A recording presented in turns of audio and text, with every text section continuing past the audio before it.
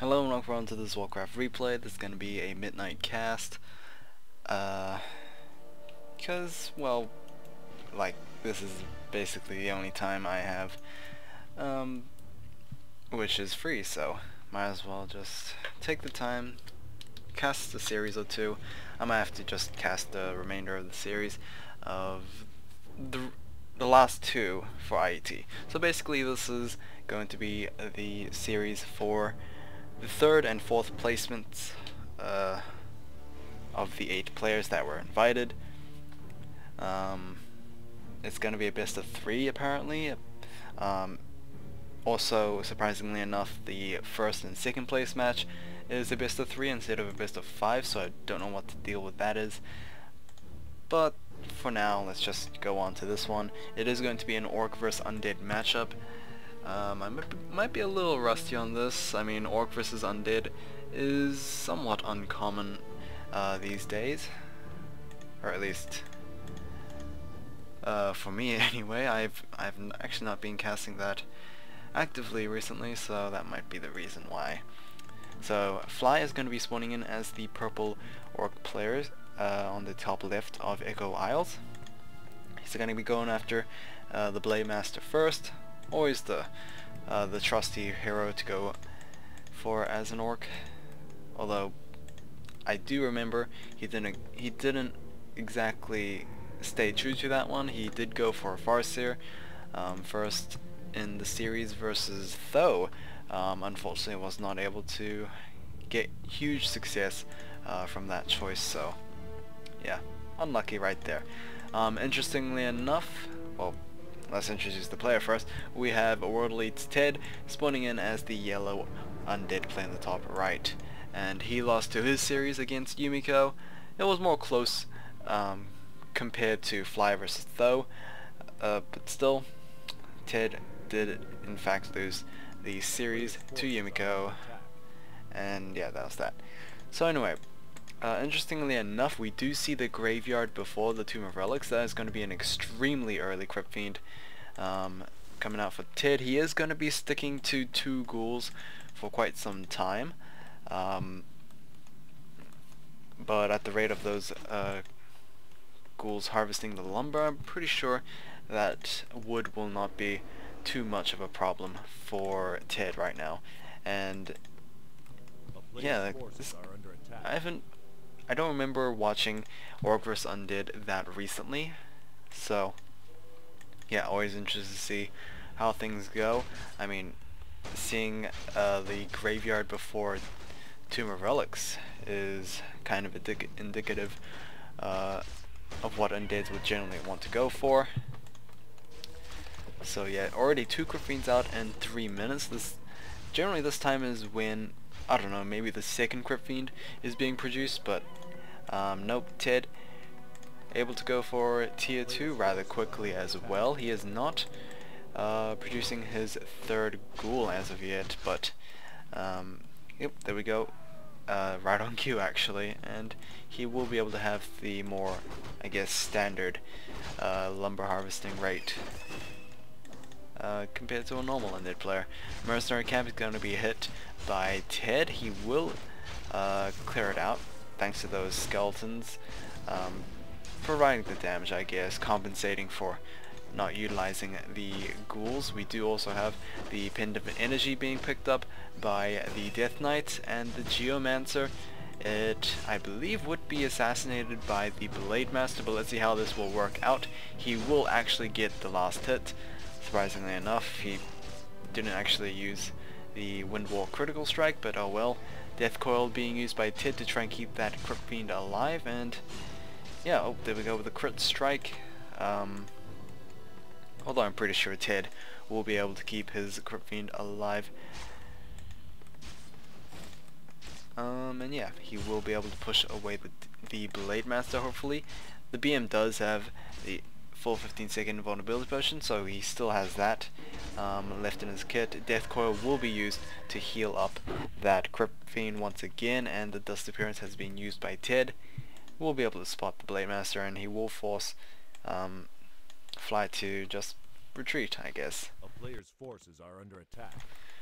very quick tier 2 for Fly as well. Actually faster than TeD's. He will be going after a TC first, and Bestiary is following up, so pretty sure it's going to be more Raider focused than it is the usual Bestiary Spirit Lodge that we usually see from Orc players.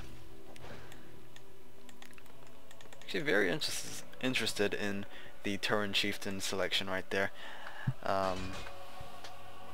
So yeah, wanted to see how that will turn out. Obviously the second hero would be a Lich coming in from TeD. He is instantly going to go for tier 3, so might signal that it's going to be a little bit of a delayed Lich and Slaughterhouse, so we might have Destroyers coming out soon. I mean, it is always a good pick against Orcs, I think. Or maybe not. I'm pretty sure Raiders can still attack Destroyers thanks to their Ensnare, but yeah. I mean, some may think that Ensnare can't really affect Destroyers because they're spell immune, but it's interesting. Ensnare is not actually a spell, or at least I don't think so. Actually, this is a very big assumption, but I'm pretty sure Ensnare can still affect the Destroyers. It's just that it's a physical like ability, basically. It has no magic to do with it, so I'm pretty sure that's why spell immunity doesn't exactly block that out, but I could be wrong. Maybe Destroyers are completely immune to Ensnares and I have no idea what I'm talking about, but I'm very, very confident in what I just said, so yeah, I'll stick to it and believe it. We do have double gloves on the Blade Master, so he can dish out some damage, but with that high concentrated amount of Corrupt Fiends, it is going to be rather suicidal to try and brawl it out with the Death Knight. Level 3 Death Knight versus level 2 Blade Master, level 1 Turin Chieftain, almost level 2 Turin Chieftain. I almost caught up a little bit there. We have a Peon, it's gonna get taken out. TeD, just thanking, I guess, his opponent for offering some juicy sacrifice, I guess. Although he's not that juicy, he's on like 25 points. So yeah, Lich is being trained up. We will probably let's try again. We'll probably be seeing him picking up an Orb of Corruption as soon as he pops out. We did have the Ogre Magi camp getting cleared out, so the Turin Chieftain did reach level 2. No experience, I believe, was given to the Blade Master whatsoever.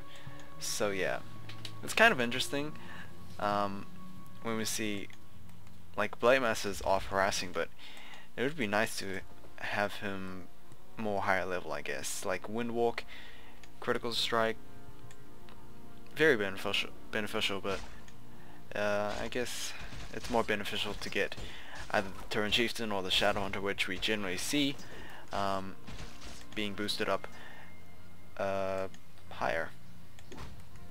We do have the Claws of Attack plus 9, I believe. No, that's 6.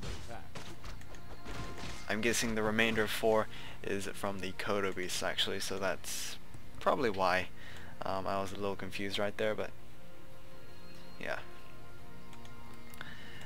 Tier 3 has been completed. We do see the Orb of Corruption on the Lich. He's very fresh, so we'll go to battle.